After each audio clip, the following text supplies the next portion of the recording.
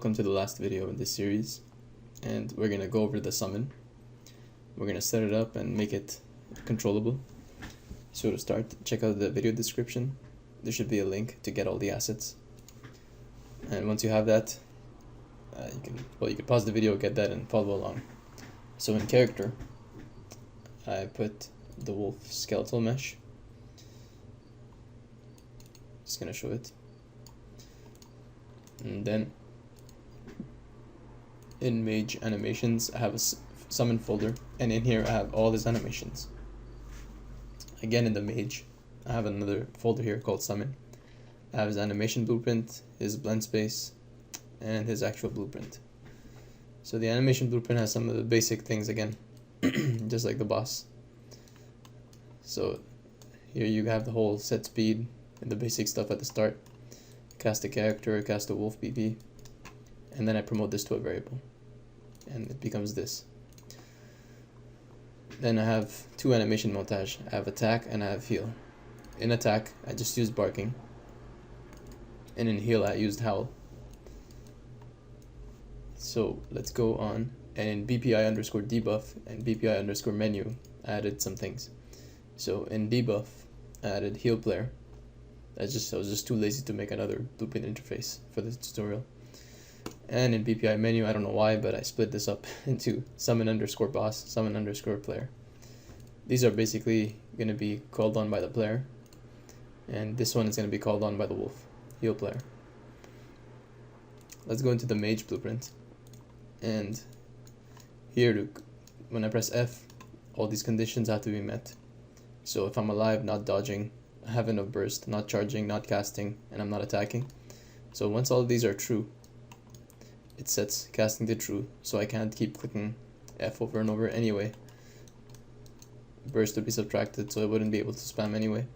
And here burst is subtracted by 100, so it goes back to 0.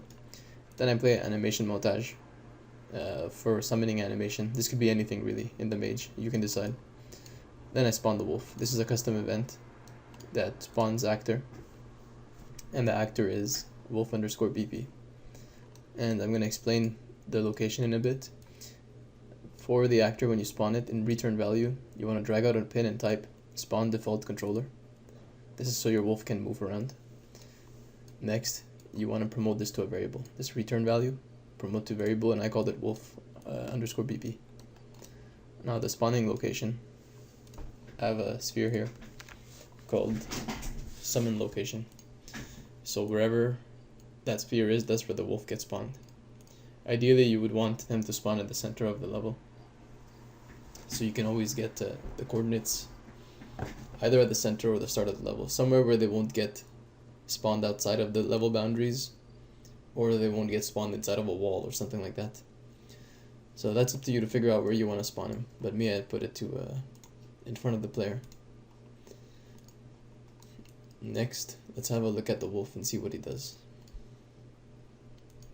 So in wolf blueprint, first off, I have a collision sphere, and I called it mouth, and here the socket is jaw. So we're going to use this, that when it overlaps the enemy, it hurts him. But we're going to get to that in a second.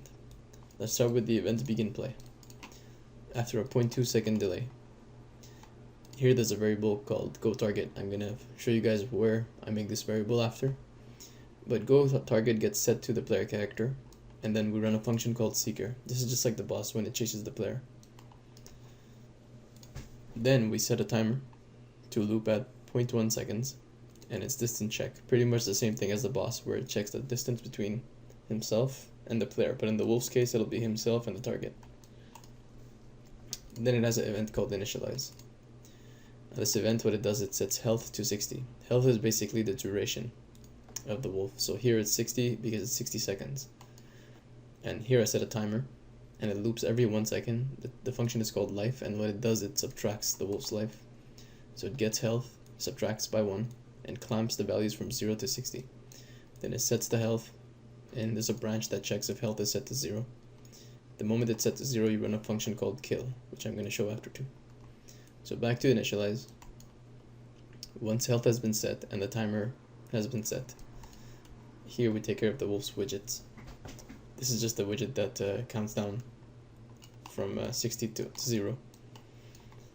I'm gonna cover that later. And this is the kill function here from the life subtracting function. So kill does once, plays an animation on the wolf, and after a delay, when the animation is done playing, it's gonna destroy the actor. This is pretty much it for initializing and killing the summon. Next, let's have a look at seek player. So the seeker. Now this seeker, it's pretty much the same thing as the boss, but I made a macro. A macro is a compressed graph. So it's just another piece of the graph, but it's not here unless you double click this, you would go into it. Kind of like a do once. If you double click do once, you kind of end up in another place. It's a macro. So seeker checks if you're attacking. If you are, you stop character movement. If you aren't, you go through this little macro. You go through all of its little nodes, and then you come out, delay, and you run seeker again. Let's have a look at chase. So this macro checks if the target, the go target, is existing in the level. If it's valid, if it is, it continues down. And the way we set it to valid was right here at event begin play, when we set player character to go target. This means that this thing is valid. So we continue down, and we have an AI move too, just like the boss had. So target actor, you promote to variable, and I called it go target. Now this we can switch to player or boss, and the wolf will go to either the player or the boss. In pawn, you want it to set to self. Acceptance radius, you can play around with that. I put it to 120. Then all three of these pins go into outputs. And that output, I'm going to show you where it is. That output is right here. So from seeker, and it goes into delay and runs the event seeker again. So this is basically the loop that makes him chase after a certain specific target.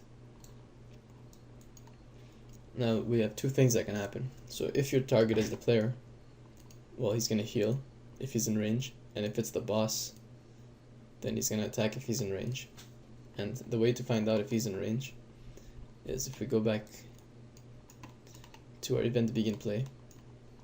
After seeker, there was a timer called distance check. We loop this function, and this is pretty much the same thing as the boss for checking distance. I'm just going to break it down quickly. So you check if the character is attacking. If he isn't, you continue down, and this branch here is going to check. It's going to get the go target, and it's going to get its actual location, and it's going to get the actual location of the wolf.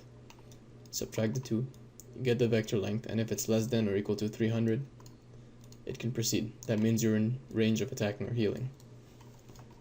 This is really up to you to modify it to your liking. Then when it continues down, the first thing it checks is the go target here. If you're in range of that go target, and if that go target is player, then you're going to heal him. If it's not, you're going to attack him. So this branch has, you drag this out and you type equal 2 times.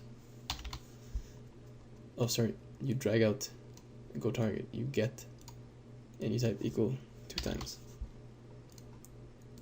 Your second one, you can plug it into get player character, and then the rest goes into the branch. So if your target is player, then you're going to heal. If it's not, you're going to attack. So let's have a look at that stuff. Here we have attack and heal. And here we have commands that make him chase player or boss, and I'm going to get into that in a bit. So attack or heal, that gets called from the distance check. They check if the character is attacking again, and if he isn't, attacking gets set to true, and montages are played. So here's the attack montage, and here's the healing montage. Then, in each of these montage, can I show you guys? So in the attack montage, for example, or here in the heal, since we're covering heal, you have heal player and you have reset, animation notifies, and also don't forget to set this to body in your anim graph. So state machine slot, that's just the body. Now going back into the wolf's animation blueprint, this variable that I set called wolf pp, I can get it and I can call it for these events, but this is for attack, so I'm just gonna move these down, and you have the reset. Since we had a reset animation notify in our wolf's montage, you want to call this custom event in the wolf called reset, and I'm going to show you what it is. Also for heal player, that animation notify, you get player character and you set it to the target. In BPI underscore debuff, we had a function called heal player, and this gets messaged, and if you go to the Mage blueprint, it says heal player from wolf here. That's our event from the blueprint interface, heal player. It gets the health, adds whatever, 30. Here you could put float, random float in range, and then it clamps from 0 to 100 because that's our max health for the mage, and then it sets the health. That's pretty much it. That's how the wolf gets to heal the player if he's in range. So, a recap, it checks the distance. If it's less than 300, and if the target is equal to player character, it's going to heal him. Now if it's not, it goes into attack. Attack has the wolf attack animation montage, so let's look at that one. You have eCall, decall, enable collision, disable collision, and reset. I know I didn't show reset yet, but I'm just going to go over the collisions and then show you the reset. Here we go. So, enable collision and disable collision. There's two custom events inside of our wolf blueprint, and all they do is they take that sphere on his head and they enable or disable the collisions on it. Now reset sets attacking to false and calls the event seeker. That's because if you were attacking, you would stop movement immediately and you would stop looping this function. So in a reset, it's going to call that function again, since attacking is set to false. And if it's set to false, it'll continue looping. Now, dealing damage with the mouth, that sphere there that we had, it's pretty simple. Here you have the overlapping event, and if the actor has tag, and it's called boss, you continue on. And then damaged actor is other actor, or you can even plug in go target into it. But I just did it with other actor. So random float in range for the damage, and it's instigated by the player controller. So even if you were to get hit by this capsule, it wouldn't affect you. But anyways, it can only affect anyone with a tag called boss. So this is just a just in case thing. Now, how do we control the wolf to attack the boss or go to the player? Let's go into our BPI menu, and here we had summon boss and summon player. Now our mage already has this inside in class settings. Let's see, debuff and menu. These two blueprint interfaces are there. So if I press 1, my wolf BP, which was set right here, when I spawned the actor, I promoted this to a variable, and it set it to wolf underscore BP, the name. So with this, I go and I put it into the target for the messages for these two custom events. So summon player and summon boss. In the wolf, he has BPI menu, so I have these two events right here.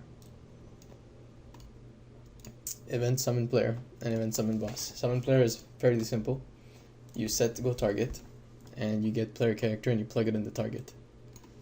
And since our seeker function is looping, this target gets switched and the wolf follows the target. Same thing goes with the boss, but here there's just a bit more things. Now when you want him to attack the boss, you get actors of all class. For each loop, in the array element, you want to check if the actor has tag called boss, and if it's true, you want to set go target to that array element. So regardless of what boss you have, as long as they have this tag, it's gonna work. And this is pretty much on how the summon works. I'm just gonna show his widget.